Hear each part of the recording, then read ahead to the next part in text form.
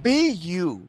Tell your story the way your story is meant to be told.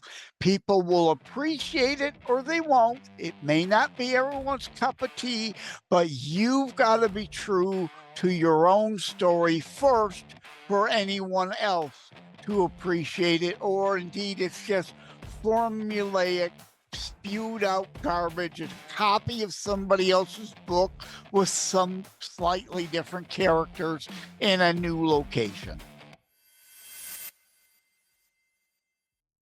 Some experts chase attention, but the smart ones build authority. You're listening to the Authority on Demand podcast, where credibility becomes your competitive advantage. Every week, we're pulling back the curtain on how founders and leaders turn expertise into inbound demand through books that position, media that converse, and strategies that actually move the needle. I'm Danielle Hutchinson, your host and Chief Creative Officer at Authority on Demand. Now, let's turn your authority into leverage. So, on today's episode, I'm going to start by reading you something the author wrote in his own book. Expecting Dickens, Hemingway, Shakespeare, wrong guy. I speak and write modern U.S. English. In a publishing world obsessed with polish, perfection, and pliability, there's a mission statement, a middle finger to pretension, a declaration that authenticity trumps eloquence. My guest today doesn't apologize for any grammatical abnormalities. He doesn't try to sound like anyone but himself. But he also hit #1 best-selling on Amazon because readers are hungry for voices that sound like real people. Joseph Lenard is a former IT professional turned author with over 10 books under his belt, and his latest, The Book of Kennedy, Project Carpe Diem, came in a dream at 3 a.m. and became a meditation on life's meaning, complete with zero dialogue, extensive bonus materials, and a Spotify playlist. So this is our episode. We're going to explore how successful creators break the rules, stay true to their voice, and build audiences that crave substance over style. Joseph, let's talk about seizing the day. Yeah, I happy to be on Authors on a Mission. I'm over the target, getting flack and ready to drop my bombs. Hey, real quick before we jump back in, if you're loving what we're doing here, hit that subscribe button and drop us a like. We're bringing you the best authors, the most real conversations, and all the writing wisdom that you didn't know you needed. So stick around because it only gets better from here. All right, now let's get back to the conversation. You're funny. I like this.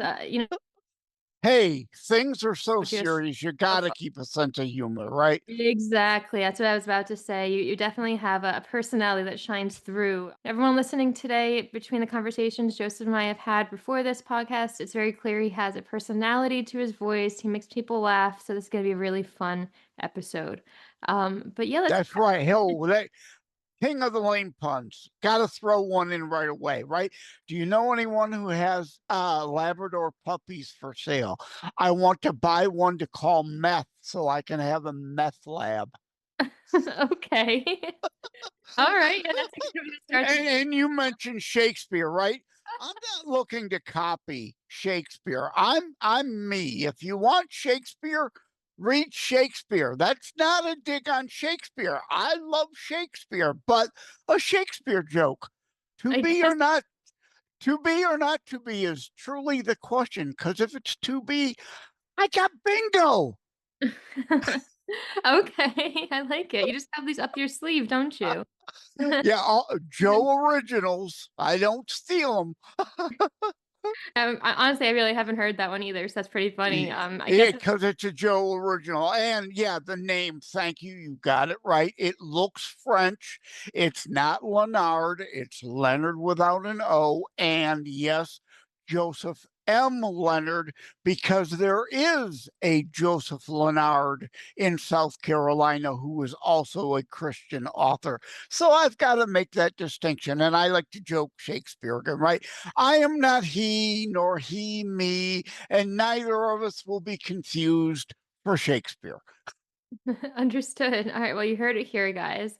Um, let's dive in and talk a little bit about yourself. I mean, you went from IT professional to author, so tell us about that. Like, why make that shift, and what was that like for you? Well, As you could see, if you're looking at video, my background silhouette of the city of Detroit, born and raised in southern suburbs of Detroit. And though I hate winters here, I do choose to stay. Born of the 60s, but very much a child of the 80s. I have written my whole life, in fact, including music.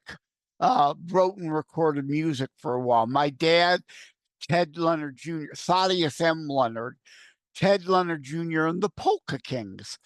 Those who like polka music may remember they toured all over, east of the Mississippi in their heyday. So I wrote and recorded music, always wrote books, but yes, I had an IT career until 2001 when I got sick. Been on disability since 2004. So taking my writing a little more seriously, something I can do, like I like to joke, I'll lift the green screen. I'm not a hoarder, but I am a slob. There's the ugly couch with all kinds of stuff all over it under the green screen there. So taking my writing a little more seriously now, something I could do from home from the ugly couch. Understood. Okay. Well, I'm glad that you took the experience of being on disability and going through such a tough time and turned that into an opportunity to focus on what you've been really wanting to do and taking writing seriously. And it shows because you have so many books out there now and you're really just shaping the minds of many people with their influence. So awesome that you're able to do that.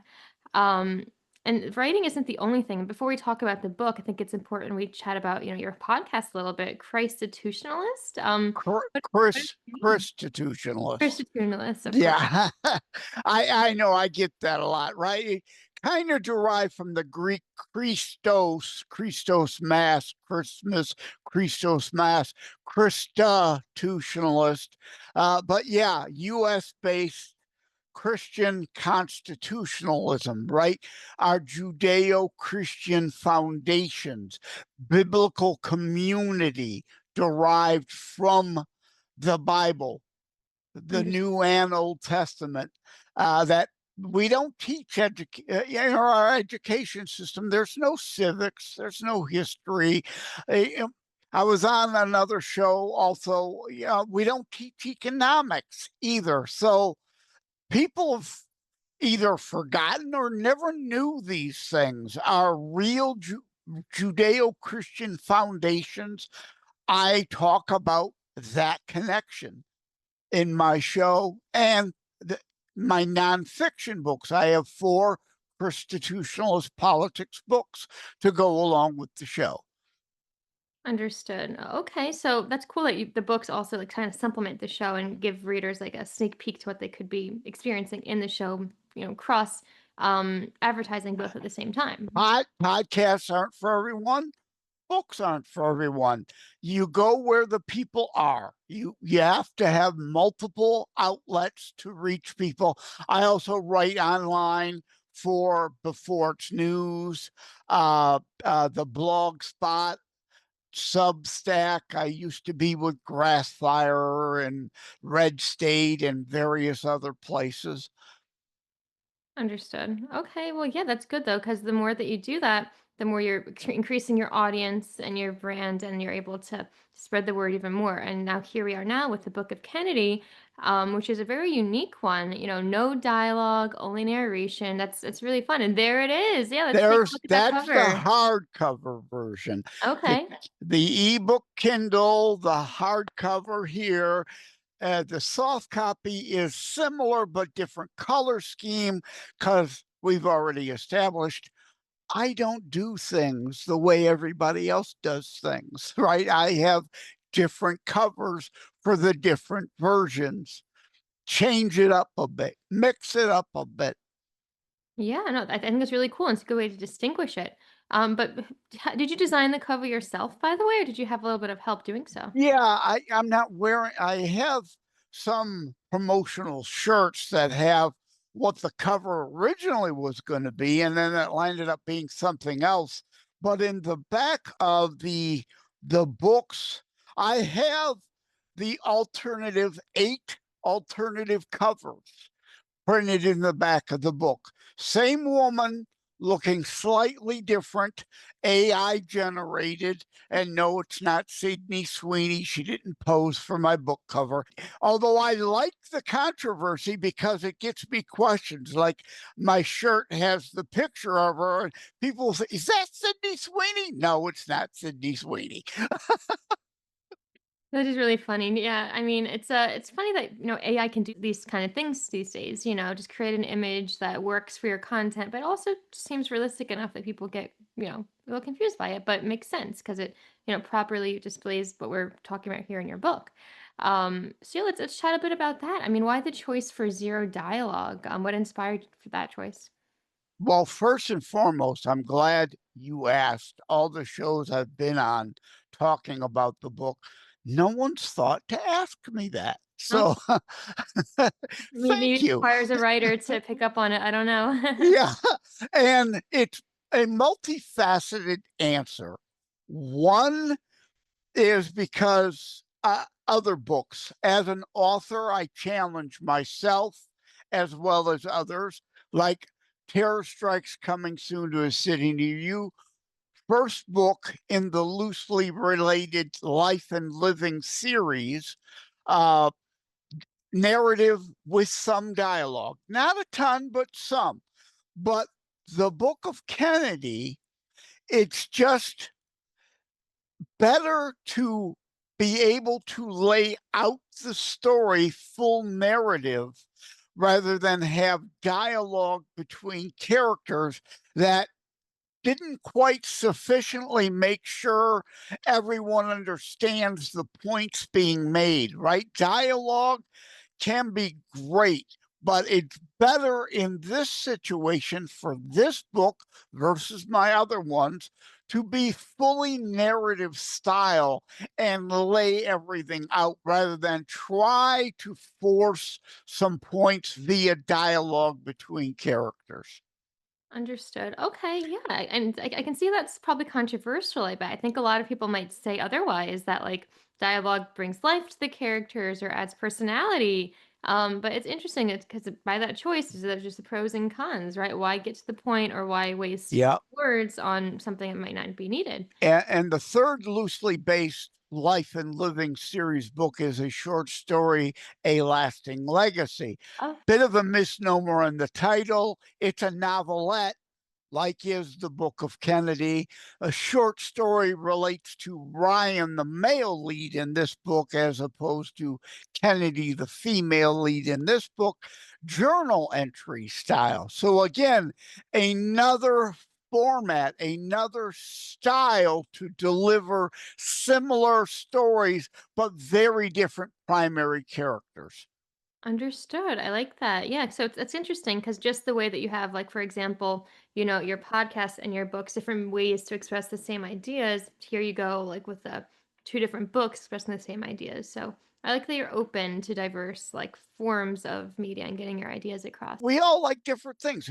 Like, for instance, for Terror Strikes Coming Soon to a City Near You, I did get a reviewer who said, I didn't think there was enough dialogue. Well, nowhere did I say this book is full of a lot of dialogue.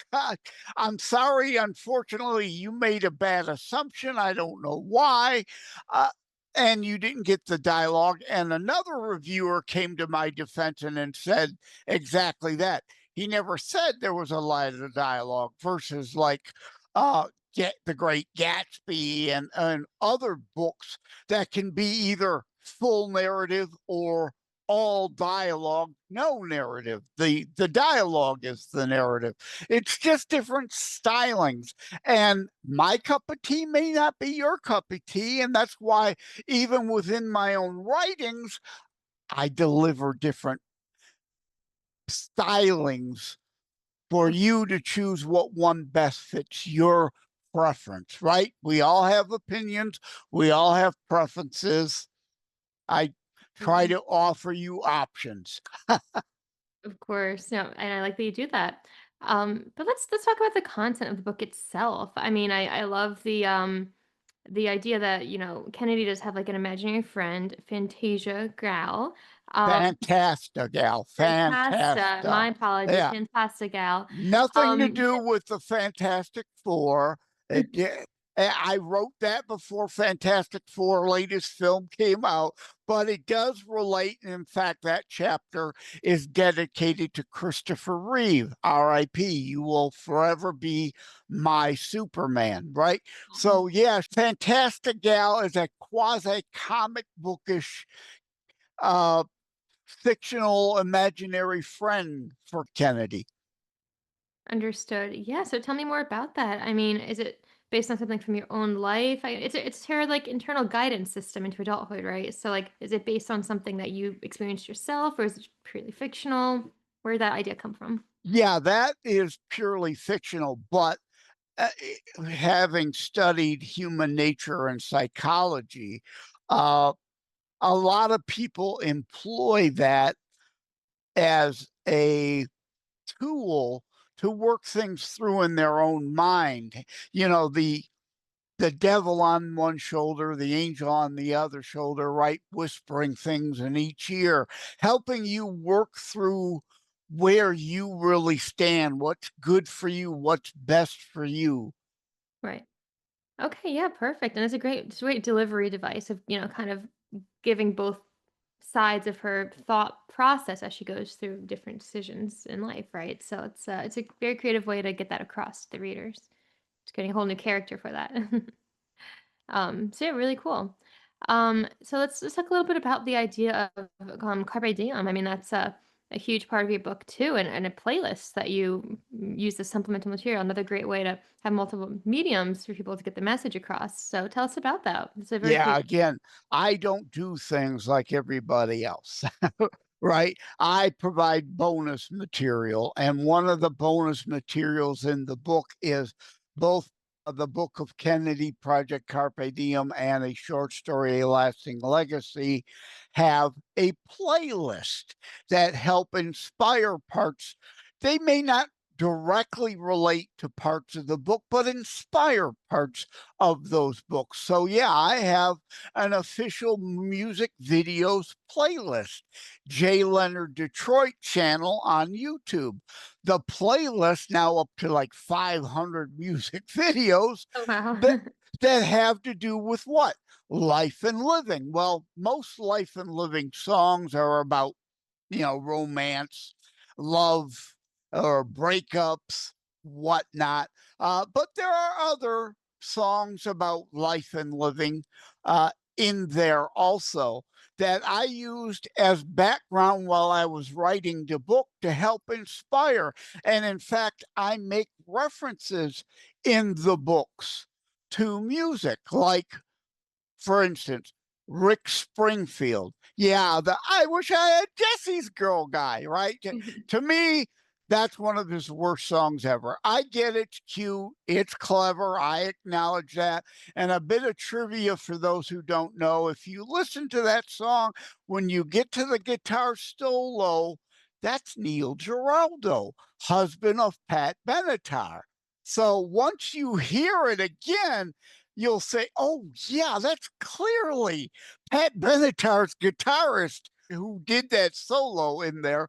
But to me, without that song, he wouldn't go on to a better lifelong career of much better music, in my opinion, like his song Karma from the album Karma. And you don't have to be a person of faith to understand. If you put out good, guess what? You'll likely attract good back. If you're negative all the time, guess what? You'll likely get negative back. Karma, in that song, he says, "For every little bit of love I give to another, you know what I believe? It comes back to me." That part, it's in the song list, the playlist is part inspiration for the books. Because indeed, if you put out good, you're likely get good back. Understood. Well, I love that you chose songs not only on like the theme and the lyrics, but also on the people who created them. That's a whole nother like aspect to consider too. So that's really awesome that you included all of that. Amazing stuff. And I think Well, and it's it yeah. relates. We as Yeah. humans, modern humans, music and movies, we relate to, right? You might remember where you were when you first heard Jesse's Girl, right? Right. It creates a memory, a visual, a period of time when the song came out. It brings back a flood of memories. So we relate that way. So I try to relate to readers through that. Understood, and that's a great way to tap into their, like, emotional responses too. It helps them better connect to what you're saying in the book as they're, like, listening to the song and reading at the same time maybe, or, one way or another, but another great way to get your message across. I'm guessing now, I think the theme of this podcast now is just different methods of getting an idea across, relating based on what the audience might need, because, you have all this different stuff we're talking about, it all brings us back to the same thing, so really cool. So yes, let's think a little bit more about the book itself. You talk about different types of love. For example, I'm gonna probably mispronounce here. So phila, agape, storge, and eros. Can you Right. Like, talk? I don't go into it in the book, Oh, okay. but I do the four types of love as outlined in the Bible. Oh, But okay. I don't go into this in the book where, I'm also author of how to write a book and get it published, hints, Oh, tips, and techniques, right? No such thing as a book ever being done or perfect. If I had more time, if I could go back, I'd put the question about Philadelphia in there. If again, back to education, civics, history, economics, not taught. People understand Philadelphia, the city of brotherly love. Well, where did that come from? A, Ophelia in the Bible, two, the Oracle of Delphi, or three, ponies, right? Phillies. The answer is A, but I bet today, if you conducted that survey, 2 out of 3 people would pick the 2 out of 3 wrong answers. Bible, philia, brotherly love, Philadelphia, our Judeo Christian ethos foundations original capital, Philadelphia, where our constitutional republic was birthed, Philadelphia, Ophelia from the Bible, and the others, story, eros, and agape. right. Okay. Well, thank you for walking me through that. I actually wasn't quite entirely sure about each of those, but now I have a better understanding of them. So it's great that you're, like, incorporating all these different elements within one single Yeah. book. So Well, one reviewer liked and mentioned they liked my talking about indeed the different loves. There's a line in the book that says some people make it hard to want to love them, and it's best to love them from afar, right? Right. Have good people in your life, those negative people, love them from afar. It's a different kind of love. It's still love, but it's different. And indeed, the Bible points out the 4 different kinds of love that exist. I try to educate as well as entertain. understood. No, I like that, and it's important to do so. You think of all aspects clearly, so kudos. It definitely works. That being said, though, I mean, you did mention reviews, and you sent me a couple of your reviews. One of them said that they were strangely glad they read it, even though they didn't enjoy it. So, what do you think that means, and what do you say to, like, the Oh, I love that review. Most people would never ever share a review that is even slightly negative. I love that review. That to me is honest and real. And I think she gave me 3 or 4 out of 5 stars, right? That's real to me. That's human. It's, I began reading this and I didn't get it. But by the end of the book, I fell in love with the book because I got it at the end of the book, right? Again, it may not have been her preferred style, but the story is what matters. What about the substance of the book? Not hung up on, well, should have used and rather than or, right? The grammar Nazi kind of stuff. Do you like the story? And indeed, there are people who don't. I coined the term decades ago and point out in the book mass holes, the masses of asses, the negative Nellies. I'm sure you've known some in your life. They're always negative, hate, envy, anger, and they love spreading misery. They don't like a book that says, look in your mirror, we could all do better in spreading positivity.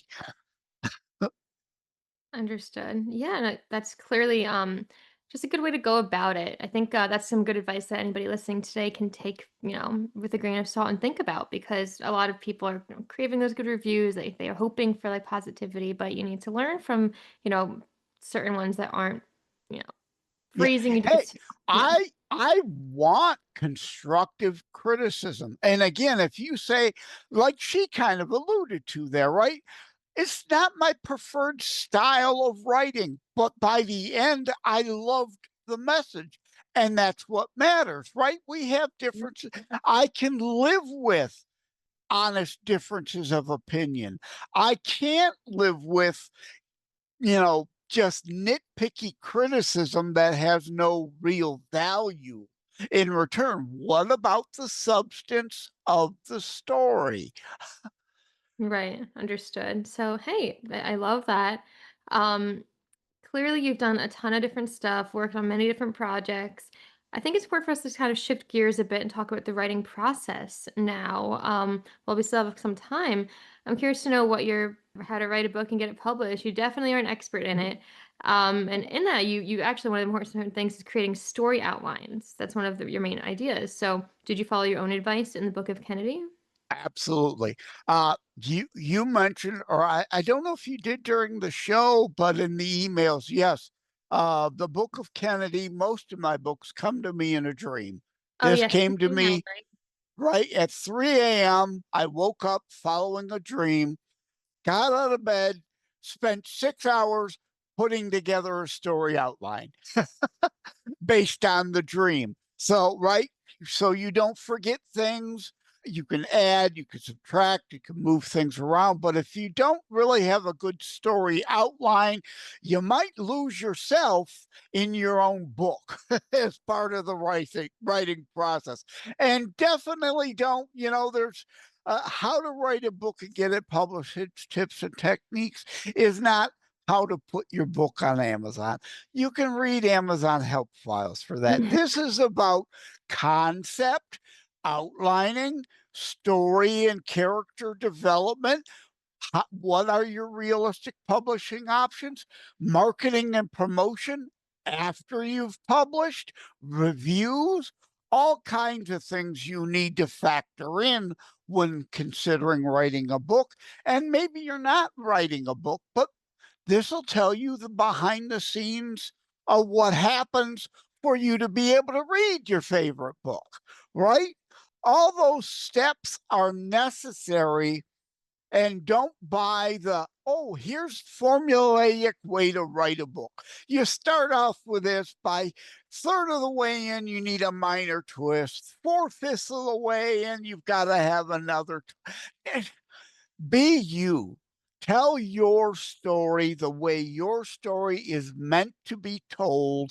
People will appreciate it or they won't. It may not be everyone's cup of tea, but you've got to be true to your own story first for anyone else to appreciate it. Or indeed, it's just formulaic, spewed out garbage. It's a copy of somebody else's book with some slightly different characters in a new location. Understood. Well, thank you for that. And thank you for offering that advice to our audience. And guys, if you're interested in even more, well, you have a whole book related to it. So it's all you have to do is click, head on over and check that one out too after you read the Book of Kennedy. So there you go. And also for podcasters, I have podcasting quick start guide. If Oh, you're looking to now. if you're looking to start a show, low key, low cost at first, This will help you. If you're not interested in doing a podcast, what do I do as a podcaster? What does Danielle do as a podcaster? Those kind of steps are outlined in here so you can understand what goes on behind the scenes of a podcast, even if you're not interested in doing one yourself. Well, hey, I love that, and thanks for I love that you take everything that you've learned and you make a whole like book about it. Why not just share it with the world? That's really fun. Yeah, Um, why keep it to yourself? I like sharing. yeah, yeah, it's a good thing though, because then you only help others. Why not?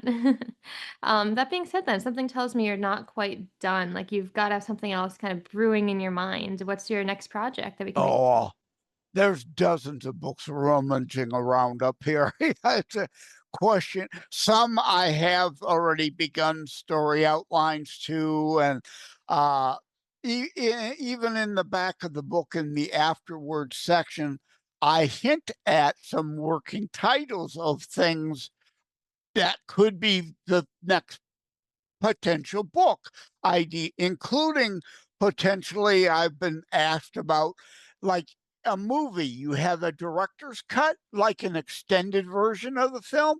Well, 286 pages to keep the cost down and Terror Strikes Coming Soon to a City Near You.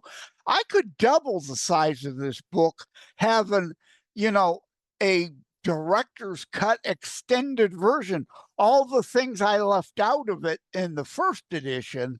Of course, though, it costs more. That's why the Book of Kennedy and a short story. Oh, let me grab the hardcover so I'm not showing the same cover again. The hardcover here of a short story, A Lasting Legacy. And again, it's a novelette. A short story refers to Ryan's life cut short in this book. Uh, those are novelettes to try to still tell the full story, but I know I'm on disability. I don't have a bunch of disposable income. Our entertainment budgets may not be what they once were. So I try to keep your costs down. Well, awesome. Okay. Well, lots to be excited for and lots to, be on the lookout and to, to immerse ourselves in your world. Where's the best place for people to get in touch then to find this whole collection of books and to stay up to date? Where are the best links? Of course, Amazon, most books are still sold on Amazon. You've got to be there. I created a shortcut, tinyurl.com/JLD. That's short for J. Leonard Detroit, and my social media alias. tinyurl.com/JLD on Amazon, or my author site, josephmlenard.us/shop, which redirects you to the shop on my terrorstrikes.info book site. So those places, everybody, Wiki, I've got a listing, uh, you know, all Jay Leonard Detroit all over social media, all that kind of stuff. Understood. Okay, well, awesome. Guys, we're going to put the links in the description box of this podcast today so you can go ahead and click on over and get in the know. I love it. As we begin to wrap up, then, I'm wondering if you have any last bits of advice, a word of wisdom for people to hold on to as we continue on with our day. Yeah, things are always so seriously, right? My philosophy, and I have the characters in the book say it, life could be better, could be worse.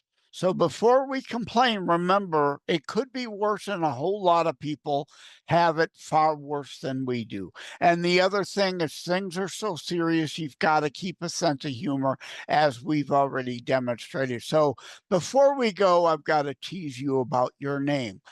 Oh, Hutchin- okay. Hutchinson. Any relation to Hutch out daughter?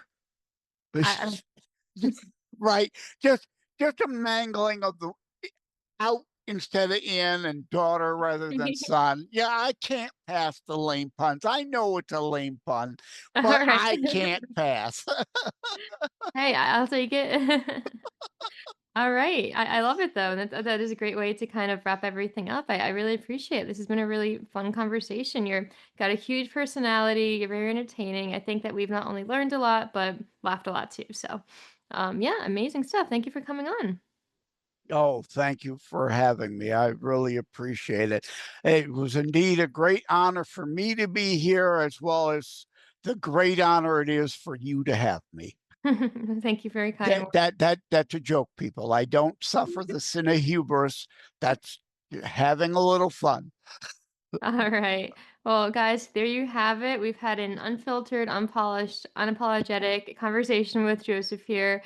To our listeners, what will the sum measure of your life be? Will you focus on the positive or dwell on the negative? And at the end of all your days, will you be able to say that you danced as well? And I think that's kind of the message that Joseph has said for all of these books and all of these different projects he's done. So this is our show. Keep writing, keep reading, and keep seizing the day. Until next time, this is the Authors on Mission podcast.